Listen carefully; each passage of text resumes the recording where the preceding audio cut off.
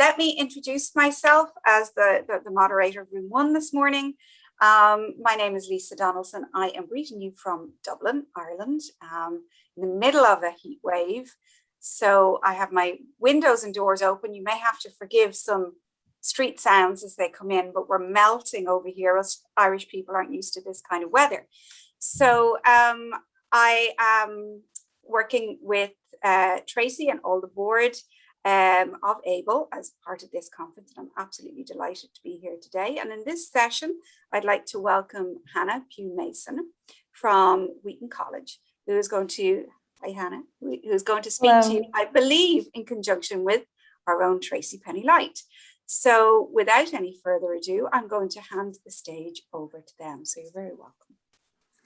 Thanks so much, Lisa. Well, thanks everybody for joining. We're super excited to have you here with us. I'm Tracy Penny-Light. I'm the president of the AAEEBL board, president of AAEEBL and chair of the board of directors. And I'm joined today by Hannah Pugh-Mason. And Hannah's a recent graduate from Wheaton College in Chicago, Illinois, and she's done independent research on ePortfolios at an undergraduate level and hopes to pursue graduate work in philosophy. She's interested in studying philosophy of mind, moral psychology, and continuing her research on ePortfolios. And I'm so thrilled that Hannah was a student who submitted a proposal to AAEEBL, and we're just going to really have a conversation about her experience and her thinking about contextual learning and its implications for intellectual history, particularly regarding ePortfolios. And so our plan for you today is just to really I will, ask Hannah some questions. We're going to ask you some questions. We have a little activity later where we'll be asking you to participate in an idea boards generation, so that we'll share back to the community as well. So Hannah, tell us a little bit more about you and how you became interested in ePortfolios. Yeah, so obviously, my name's Hannah. I'm a recent undergrad graduate from Wheaton College in Illinois.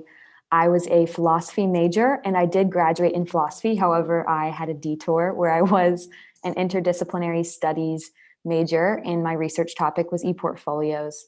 I became interested in them when I was in the middle of a year-long history of philosophy course that was required by the philosophy department. And in that time, I became very overwhelmed by how much information I was expected to memorize and consume and keep up with, and didn't feel that my note-taking was adequate, that I could keep up with the material, much less organize it, reflect upon it, contextualize it, and really make it mean something. And so I became sort of frustrated with the program and started talking with friends in the interdisciplinary studies department and learning more about philosophy of education and meeting with the program director, and eventually was admitted to do independent research on ePortfolios, and that was sort of my topic.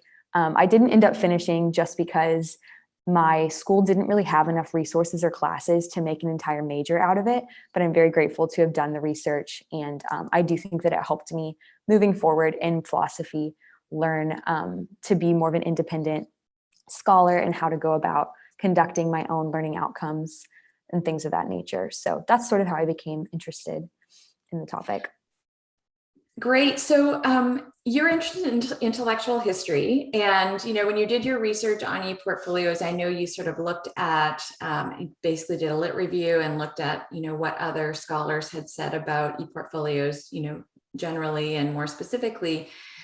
Why ePortfolios for intellectual history? Why do you think that's a useful approach that should be taken up by faculty who are teaching in that area? Yeah, I think the reason that I am interested in it was because of my experience in my history of philosophy course, where I was receiving so much information and having so little time to contextualize it.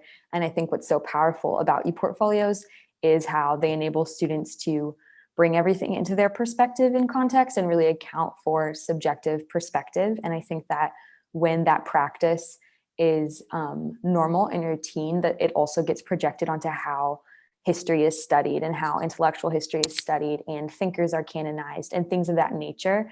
And it can really help address inequity in how history is taught and help address where diversity has been absent and help address these sort of untold voices in history. And I think by students becoming more aware of their own context, they can also become more aware of context within history.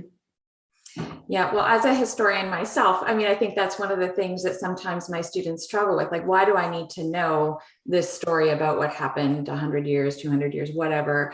And I don't necessarily see myself in that story. So in Canada, one of the things that comes up often is Indigenous history. And so we tend to study, the canon, as we might call it, about how Canada unfolded. Or historically anyway, without paying attention to the variety of players that really did contribute to the way our country unfolded and things. And so when you talk about context, are you really saying giving students that opportunity to think about their own experiences and then transfer some of that understanding to how they're reading the text? Is that kind of what you mean? Yeah, absolutely. I think that is something that ePortfolios really make possible. By allowing students to have their own research questions and their own academic goals. And so students are going to bring those and bring their values, their cultural identity into what they're reading. And when it's absent, I think that's going to create more space for students to pursue why it's absent, to pursue who those people were, and to start to see themselves in history when maybe their curriculum doesn't account for that. Yeah, one of the things that you and I talked about was the possibility of creating activities where you could basically have students sort of crowdsource, go and find different perspectives that speak to you and bring them back to the class. And then let's, use the skills of historical thinking and philosophy to really unpack what do those various perspectives together tell us about the past rather than, one strict narrative. Because I know one thing my students often struggle with is the idea that they can themselves interpret the past, because we sort of grow up thinking that there's a traditional narrative or story about whatever we're studying in history, and we just need to get that right answer on the test. But it's really more about how do we interpret the various kinds of documents and evidence that we have from the past to kind of give us that rich understanding. So it seems like you're saying that ePortfolios can help to develop that skill in and of itself. Absolutely. And there's an article that I came across recently by Dr. Kathleen Yancey, and I was going to send it to the chat. I'm going to find it in my notes. It's called Palimpsest, Postmodernism in Portfolios, I believe.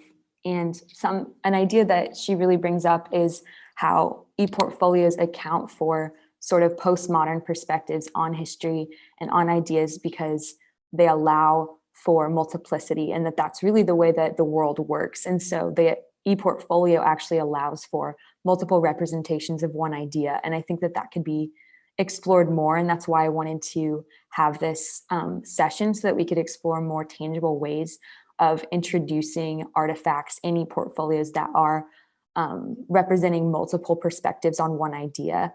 So for example, within the history of philosophy, there's a lot of controversy around this figure, Heidegger, who has been deemed by some to be like the guy of the 20th century. He was also a Nazi in Germany. So I think there are a lot of opportunities there in an ePortfolio structure for students to not only, like in the history of philosophy course that I was in, to not only account for who this thinker was and what they said, but to really reflect on what does it mean that this person did these things, and what does it mean for their work, and how should we respond to their work, and sort of opens up the possibility of seeing not just the idea itself, but exploring reflections and other artifacts within one idea. I think that's a really cool opportunity that ePortfolios make possible. Totally. And from a faculty perspective, that's such an exciting thing in the portfolio context, is that we get to see the different ways that students are internalizing the content that's getting presented to them and making connections between not only what they're doing in our courses, but what's happening in other areas of their life, whether it's other courses or the workplace or, community experiences that we just don't see on in a paper or Right. on an exam. And, I know you were saying that was one of your frustrations initially in philosophy, was that you just were expected to kind of do those traditional things, and you were looking for kind of an alternative to sort of build and enrich your learning context. Yes, absolutely. And I think another example that the multiple representations can be very helpful in would be, for example, I was really interested in graduate work in philosophy when I came into my undergraduate studies. However, in my history of philosophy course, there was no outlet for me to set my own academic goals within like learning to write like graduate level philosophic writing. Like there was no outlet for me to sort of set the skills that I needed to learn and personalize those skills and work on them. So I think that ePortfolios really make possible fusing not just like a student's context in their past, but also the context of where they're headed. And that's something Dr. Yancey also talks about in this article, sort of this temporal span of a person's past experience, but also their projected future outcomes and goals and career goals. And so I think that that's another area that ePortfolios can really provide students a space to establish their career goals, establish their professional self, and work toward those skills that are required. So. Yeah. And again, I think to make explicit for people like me, what are those skills that they're really interested in developing? Because, I'm curious, we're about to turn it over to the audience to kind of get your perspective, but certainly one of the things that I've heard from colleagues is, it's not my job to train a student for a future career. I'm a historian, and yet I've had students over the course of, my career in my office at the end of their degrees, like, I have to find a job and I don't know what I know how to do, which really changed for me how I was teaching history, because I wanted to make explicit the sort of transferable skills that they could, leverage as they moved out of their undergraduate degree, regardless of whether they were going on to grad school or a career. And I feel, again, like the portfolio creates that space for students to document and demonstrate the wide variety of things they're able to do as a result of their degree, rather than, just answer the test, or write a paper. And I think sometimes even we don't make explicit that in writing a paper or in taking an exam, you are building skills that will be helpful to you as you move into a variety of spaces after college. So yeah, I love that idea of kind of getting that temporal nature into the portfolio thinking as well. And I think from a student perspective, there were multiple professors who I sort of approached with the same like problems and concerns. And okay, I know I'm supposed to submit a writing sample of my best academic work, but I've completed a degree and I don't feel that I have an excellent writing sample. And so I think with a well-scaffolded ePortfolio, had that intention been there from the get-go. And like you're saying, like I am building those skills through the curriculum. So had that skill or had that goal been there, I think professors could have more naturally sort of pushed me a little harder than other students, for example, or found ways to prompt me, okay, you need to research a lot more, you need to add a lot more footnotes, whatever, just simple advice, knowing what my outcome was or desired outcome was. I think that could have been a lot more natural of a process with ePortfolios. That's definitely the thing that I love the most about them, is I get much greater insight into who my students are and what their passions are, where they want to go in terms of their careers. So I love that it makes that visible to us much more so than traditional assignments. So maybe this is a good time to turn it over to the audience to ask them a question. So we're really curious about your thoughts on embedding ePortfolios into the history or philosophy context, or even liberal arts context. And maybe you've already done this. If so, we'd love to hear more about that. And we'd love to know what your experience was or what you think you'd like to do moving forward. So go ahead and you can either post a thought in the chat or feel free to just unmute and share your perspective.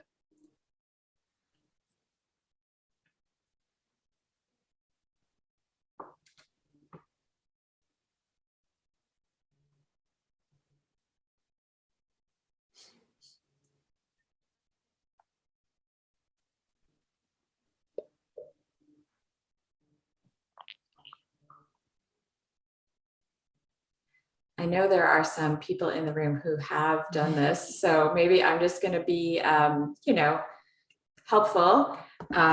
Debbie or Sonia or Elise, do any of you want to weigh in? It's the beauty of being in this community, and also the curse is that we all know each other. No, I love hearing what students are doing, and the idea that there's so much applicability across the span. And I think as narratology is finding more space in the academy, the idea of intellectual histories are coming alive in a different way. So I'm really fascinated in what Hannah's doing, not just topically, but individually, like as a scholar, kind of laying the framework for her own intellectual history, and looking at really monumental figures in the field, whether it's philosophy or, in our case, rhetoric and composition, is so fascinating. What I think is possibly most interesting for just ePortfolio hacks is like, how did you bring it together? Like, how did you, in your particular ePortfolio, begin bridging some of your interests and projects? Yeah, so this is something Tracy and I have talked about. Ironically, I don't really have a proper portfolio. I started several, and this was something we were hoping to actually talk about. But because my undergraduate degree was so rigorous, it felt that so much of my time was spent cramming for exams, squeezing in extracurriculars, and just so full of busyness and not sleeping enough that it wasn't a huge priority. It's just super ironic. So yeah, I have a lot of thoughts about this question, however, and I think building on Yancey's article, I think that there's a lot of possibility for creating some sort of historical timeline as like a framework for a portfolio and building multiple artifacts on events within the timeline. I think that is the direction that I would like to see ePortfolios go, and that I would like to start to build on my own. I think that understanding that full context, not just of an individual student's career and past, but also of intellectual history, or in my case, definitely the history of philosophy, being able to have like a model of the canon and then also my reflections and my responses to that canon, I think is an ideal situation, if that helps. No, that's so super cool. I love it. And the idea then that you could even do that for someone like Heidegger and chart a time, like link to him and have a timeline of like almost like a little mini or micro ePortfolio that you embed and build out as a project. And I just apologize for all of us for making too much work for our students. We really do need to find spaces that encourage and allow them or embed experiences like ePortfolio, so that you get to take this with you in a different way than you would a 3-ring binder or, all the notes that you took for an exam. I don't, am I on? There is a timeline tool. I was wondering if you have seen it. I'm going to have to go back and look for where it's housed, if it's still going, but an instructional designer and I were playing with some different ways to engage students, and we found this tool and we were going to use it, but then we ended up not. But it seems like it might really work for you, because you can it's like a spreadsheet and you can pop in like explanations and images, and then it generates this visual of a timeline that has all the pieces. And it seems like that would really go well with what you're doing. So I'll see if I can find that and get it to Tracy for you. And then I think one thing I hope, I certainly learned this year, and I hope others did too, is that you can really get at the learning outcomes with less assignments. And I hope that that's something that we, don't forget, and that more people understand, because students need space to think about and process and integrate the ideas that they're learning. And the rigor is not about the quantity of assignments, it's about the quality. So. Yeah, thanks for that. And that sort of ties to a comment that Steve made in the chat, that for portfolios to reach their full potential, it seems like they need a much more interdisciplinary approach, or maybe we need a more interdisciplinary approach to undergraduate education. And I love that idea of, you know, bringing in all kinds of things from different contexts. And I think when I've asked students to do that, they're like, but I'm only supposed to be talking to you about your class. And I'm like, no, I want you to tell me about what you're doing in other classes too. And it's sort of that tension about, is that allowed? I'm not sure. And, you know, so that's something that I think is really exciting. There's a question from Carly, Hannah. She's wondering if your research looked at methods of assessment for ePortfolios. And she says, if it's not within the scope, that's okay. But did you come across anything about that in your research? I did look at different types of assessment and just lots of different case studies about how ePortfolios were being implemented and used for assessment. Yeah, I did lots of just reading on different case studies, different theoretical models as well. So I don't know if that answers the question. Yeah, did anything, and again, if this is outside the scope, no worries, but did anything stand out to you in terms of kind of best practices or best approaches toward assessment? It's actually a conversation we were having in one of the other sessions earlier. Is how do we really do this in a way that doesn't disadvantage students from bringing in their own context to the work that they're doing? And so I don't know if that came up at all in any of the work that you read. Yeah, I think it's a great question. I don't think I have a very clear answer on that. I think that, as I believe it was Sonia was sharing, I think like minimal rigor as far as more traditional forms of assessment go is the most ideal. And I can't quickly pull up my research on that, so don't quote me on that. But I think generally the more empowerment to the student, the better was my general thought and consensus on what forms of assessment. I think prioritizing ePortfolio assessment is very constructive. Yeah, and I think when you say minimal rigor, I mean, it makes me think of also more authentic assessment for the student and the perspective that they're coming from. So not to penalize somebody because their idea differs from yours or they're interpreting something differently, but rather to help them to continue to develop those skills that enable that kind of thinking. Sounds sort of like, yes, absolutely. Yeah. Katrina, so I'm just going through the chat so we don't miss anybody, but Katrina has 2 loud children in the background, so she's using the chat, something that we're all, if not children, cats, partners, whatever. But she says she requires 2 types of portfolios in her freshman writing courses, an archive portfolio and a learning portfolio. So students collect and reflect throughout the term and then look back.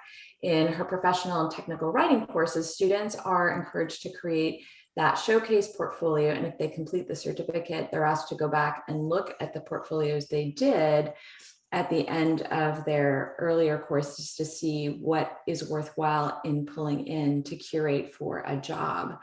So that sounds like a really interesting approach. And, to the timeline piece, I think we've got some examples of a tool in the chat for you. And Ali, you've seen students embed the timelines into their portfolios. Do you want to say a little bit about that and how that worked for them? Sure. Most of the innovative uses of portfolios or technologies and portfolios that I've seen just come from the students. And in particular, that JS timeline was used by a lot of history students, and in particular, students in Indigenous and Canadian Studies courses. So these were projects where students were representing histories, experiences from an Indigenous perspective or Indigenous people's perspectives. And the timeline was a way that they were able to kind of display some of those perspectives or experiences. But in particular, there was a lot of multimedia that I saw in those portfolios, having videos. One student created a podcast for each one of the pages of their portfolios, a lot of really innovative uses of those technologies to tell those stories and those perspectives. That sounds awesome. That's a really cool resource that I don't think I've come across. So thank you guys so much for sharing that. I'm going to look into it more. So, Sonia says, often people think less assignments means dumbing things down, which I agree, boo on that phrase. But simplifying assignments allows for more complex thinking, which is really rigorous. Yeah, I think I don't know if you had this experience, Hannah, of having to jump through many hoops to complete your coursework. Did anything stand out, or courses in particular stand out, where you really would have wished you had more time to delve more deeply into some of the topics if you'd had fewer assignments? Yeah, I mean, my history of philosophy course is always going to be the course that I use as an example of what could have been so much better, because it was just such a fast pace. And I think that the course is designed to give you a contextual overview is the idea. You're not supposed to retain fully everything. You're just supposed to have the chronological order in your mind. But I think classes that were structured, upper division classes in particular, that were structured in a way that you did the readings and you wrote a more advanced research paper, and there was very little like quote unquote busy work. I think that I did get the most out of the course because I was able to go deeply into the research, and I wasn't so busy throughout the semester doing kind of silly assignments that weren't really like helping me grow in any way. I was able to like research throughout the semester, get a feel for secondary literature on the thinker, the topic, and was able to go deeper in the research and actually take something away from the course. So I think that would be a good example. Do you have any thoughts for us on how we might design assignments that, sort of our portfolio-based assignments that would really foster the kind of contextual learning that you're advocating for? Does anything come to mind? I think I have a few things that quickly come to mind, but that was something I was also hoping to open up as a question, just with, instructors in non-philosophy or history courses, how they can see this idea really impacting their field and the way that ePortfolios are used in their field. I'd love to hear from more people on that. I do know a very concrete example at LaGuardia Community College. Students there are a lot of immigrant students, a lot of ethnic minorities, a lot of women, a lot of people not traditionally represented in higher education, and they're required to sort of have an about me section and then like a learning goals section or something like that on their ePortfolio. And it sort of creates this opportunity for them to set their own academic goals and learning outcomes. And I think that that's a really good way for, I actually lost track of what the original question was. I think we were just talking about how to implement multiple representations, but I think that's a really good way to account for both context and like the temporal idea, both context and future outcomes desired. And I think that I know at that college, there was a lot of increase in learning retention and decrease in dropout rates and failure and things like that. So I think that's a very concrete way that could be implemented, but I'm interested in hearing from others what more creative ways this idea could be implemented in courses, especially as we've talked about intellectual history, maybe in other courses, if there are ways that more reflection can be utilized or more context for multiple representations of ideas in non-humanities fields.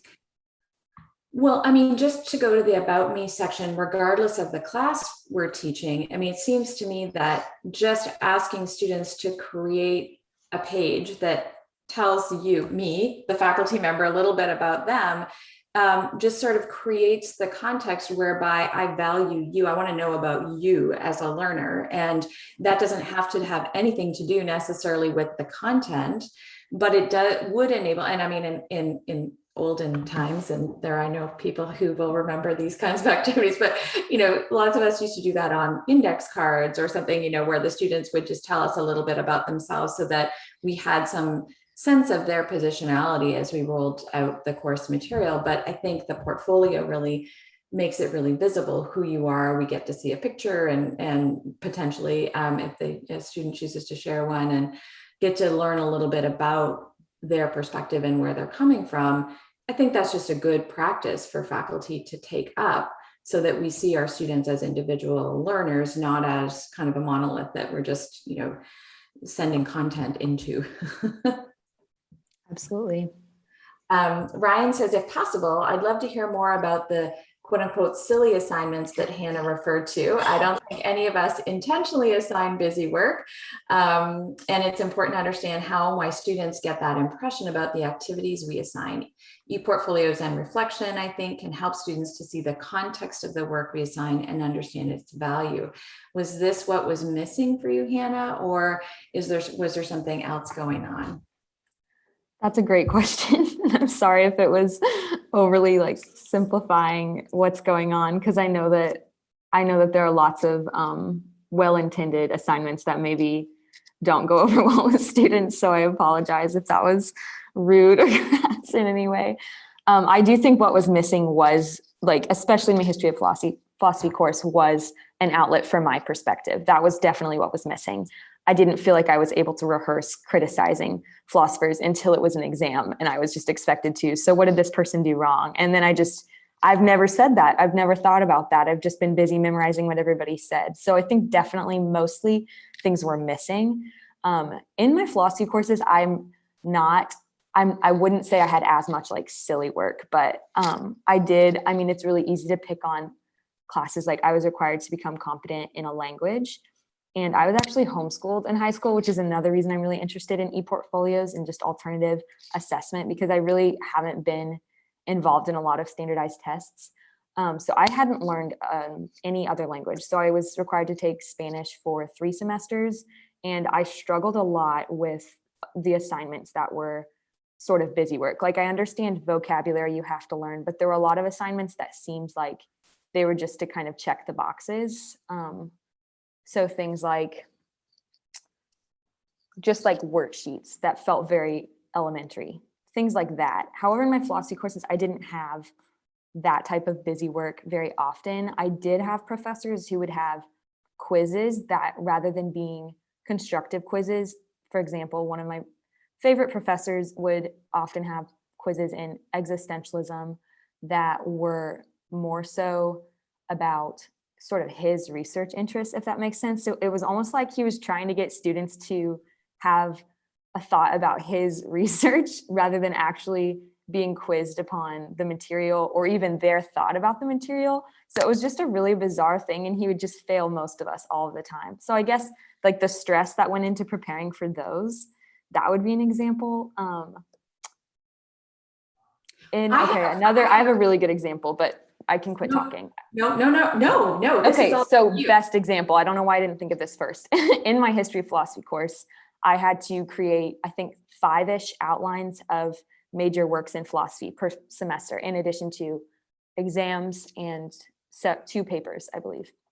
But those outlines were graded very intensely, and they were basically based off of the professor's interpretation. However, most philosophers interpret someone like Aristotle several different ways. There's not really one set agreed interpretation of a lot of figures. And so you were graded on your ability to predict what your professor would consider like essential in a text, if that makes sense, and how he would interpret it, or she.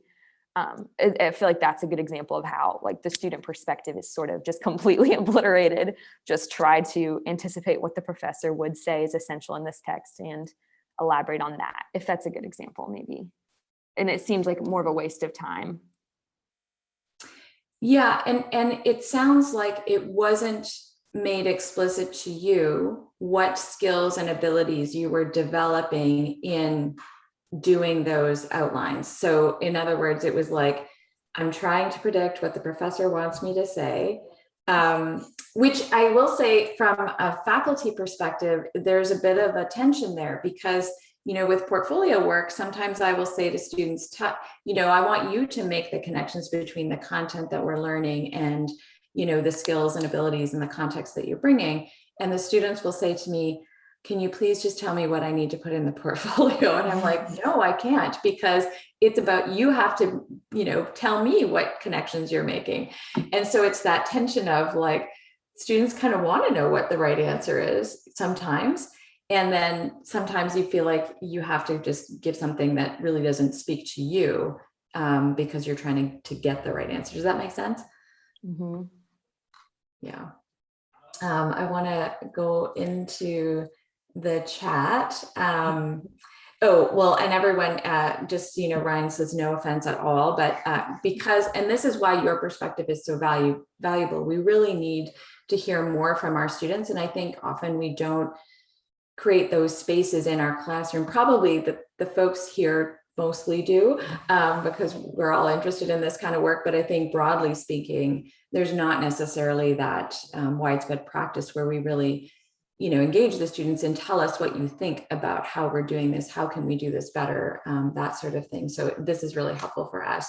And, Carly says sort of the same kind of idea that I just mentioned, the discussion makes me think of the dichotomy of intention of assignments versus the impact of them. So sometimes, we have these great ideas of things we're going to ask you to do, and really you're on the other end saying, why am I jumping through this hoop? And then Tanya says there's so much that we could do. Nothing ever feels like enough content-wise because there's so much to know. It seems more important to focus on how to read critically and think about the information we encounter. Is that sort of what part of the crux of what you're saying here, Hannah, that we need to build the skill? That's the important part? Yes, absolutely. And I think I also remembered one of my professors had us, this is a very good example of more folio thinking in the classroom, although it wasn't an ePortfolio. Instead of having any quizzes or the outlines, we were supposed to do our best to give a balanced summary of a reading, and then we were supposed to respond by either comparing it to another thinker, critically responding, or it was like compare, you can criticize, or expand and give more insight. And so I think that was a really good example of how philosophy could train you to really respond, because those are the types of things that you do in philosophy research. So I think that was a really good example of an assignment that was accounting for student perspective. Trying to keep up with the chat. Yeah, and I think that also that's a really good approach to developing skills that are transferable to other contexts. So even if you're not in philosophy, many of us will need to be able to compare something down the road or criticize something. I'm sure we're all, given the pandemic, we all have lots of thoughts about what we're on side with and what we're not, and then also expanding those ideas. So I love that idea of maybe embedding in a more explicit way into our courses those types of things, and the portfolio would then be a vehicle for really seeing the diversity across the student. And did you ever get to share with other students the work that you were doing? Was that encouraged? You've expanded or criticized or compared this work. Look at another student, and how are you similar or different in your thinking? Within that classroom, the example I was giving, that was the basis of, it was a seminar course. So that was the basis of a lot of our conversation, which I think was very helpful. That professor was also an Edith Stein scholar. I don't know if anyone's familiar, but she was the assistant to Husserl, who's considered the founder of phenomenology, but basically she studies empathy. And I just think that that's really a big value in ePortfolios. And that's why my professor had such good pedagogy, because she understood the importance of perspective and understood the importance of empathy and hearing from individuals. So I think there was definitely a correlation. Awesome. Well, I think we're at a good moment to kind of turn it over to our audience and get you generating some ideas that we'll share back with you via the conference portal, the results of this. But we've created an idea board, and basically I can show you what it looks like. It's just an opportunity for us to share ideas about this topic and hopefully develop some ideas, either build on work that many of you are already doing, or else start to develop some ideas for activities that would be really helpful in terms of making connecting contextual learning and portfolios more explicitly. So we'd love to know what opportunities you see for fostering contextual learning, both the ideas and the discipline in your context. And so it doesn't have to be in a history context, but it could be in career studies or whatever area you're working in. And then what might some portfolio learning activities, so we've sort of already talked about, I'm going back to the, compare, expand, criticize activity that Hannah just mentioned. How could that be leveraged in a portfolio context? So that might be one example. So really all you need to do, you should be able to access the link. You just click on the little plus button and you can add your thoughts to the idea board. So we'd love to see and get you sort of generating some ideas that we can have a chat about. So we'll give you maybe 5 minutes or so just to add your thoughts to the idea boards. Okay, we have some fantastic ideas in the idea boards and lots of really great portfolio learning activities. So reflective activities. I love the students post an image of an animal that represents, well, actually, Hannah, why don't you tell us what you think about these activities, since, no one cares what I think. Yeah. Would you want to share your screen? Oh, perfect. Yeah. I mean, if anyone else wants to elaborate on their idea first, that would be great, because I actually wasn't looking at it for some reason. So if anyone else wants to start off with their idea. Can I ask someone says bring in more stories? Who's doing storytelling? Is someone willing to share? Unmuted? Oh yeah, that's me. And I also just saw, I was trying to respond to somebody else's post on the idea board, but I'm not sure, I don't really know how to do that. But there was something about using an image every time. And that was like, yes, because when I do the work, and I also talk about workbooks, but all of those come together for storytelling, because when I have students go through the workbook, they're talking about themselves and also integrating their academic identity, and they're always asked to use images. And in my research experience workbooks, for each phase of their research process, they include images that relate to the topic they're studying and their findings. And that's super powerful in helping them cement, because that's how people have used images historically. That's why, iconography works, and like symbolism and all of these things. When we connect an image to what we're learning, then all we have to do is think about that image and we recall the other things about it. So anyway, I don't know if I answered your question. But that's awesome. Does anyone else want to share something that they've posted in the idea boards? I can share. Thank you. I was having trouble articulating it in a post-it note, but I had a meeting just this week with a faculty member who wanted to use ePortfolios in her course, and so many of the ideas that we mentioned today kind of connected. I was like, what do we essentially need? What can we get rid of? And what do you have time to give feedback on? Because maybe that's the limit on the assignments, right? Because if we don't have time to give feedback, maybe there's things that we can get rid of. But she had these really great questions where she wanted students to pick an article or a YouTube or some sort of artifact that interests them in exercise science, and then reflect on them and talk about it in their portfolio. And so she had this question, and I wrote this, what is this artifact and what does it say? And I put these little parentheses after her prompts and sort of told the student, what I'm looking for is I want to know what you understand about this area, or why did this interest you? And this little explanation, what I want to know is, what are your interests and how might I move you forward? So that there was sort of this revealing of the curtain, lifting of the curtain of why students were doing that work. And she's like, but that's giving away what I want them to kind of have this aha moment later. I'm like, I think that there's still going to be an aha moment, but I think that they'll appreciate knowing why you're asking the question. So it was this interesting dialogue with that faculty member about the prompts and the work. Yeah, that's a great point.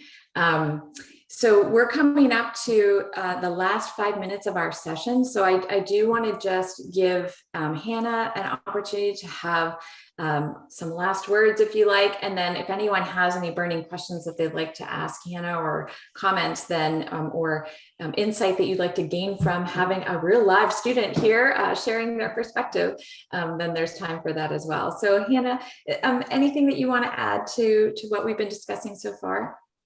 I just want to say thank you to everyone for coming and for contributing so much. And on this idea board, I'm getting very inspired, and just the comments about removing the curtain and being transparent in the intention behind assignments. I think that that's such a brilliant concept, and I really think that will go over well.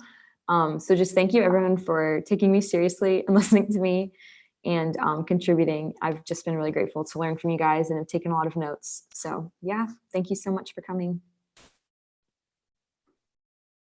Thanks. Any last comments or questions for Hannah?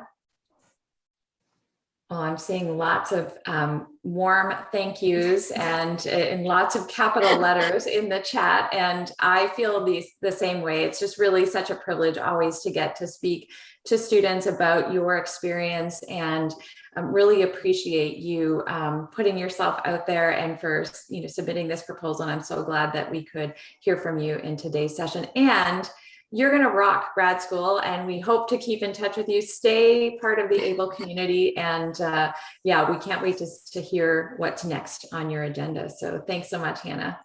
Thank you guys. It seriously means so much, all of the kind comments. So thank you. Thank you all so much for coming. In about 5 more, well, I guess technically 8 minutes, the next session in this room will be a pedagogy lab. So if you have an idea for a portfolio activity, and now we have a whole pile of them, and you want to get some feedback or explore extending it out further, I'll be here to work with folks who want to share their ideas. But we also have lots of other great sessions happening in the other rooms as well. And Lisa, do you have a link? Love to get your official feedback on this session. There are session evaluation forms at the end of each thing, and we will put the link to the evaluation form in the chat, which you can also find in the conference on the conference portal page. So thanks in advance. Hannah and I will definitely have a look at your feedback and use that to, make our sessions better moving forward. Wonderful. Thank you both so much for such an insightful session. And you can certainly see from the feedback coming in the chat that I think everyone's gotten so much from that. And what a lovely segue with an ideas board full of ePortfolio learning activity ideas to go into the pedagogy lab.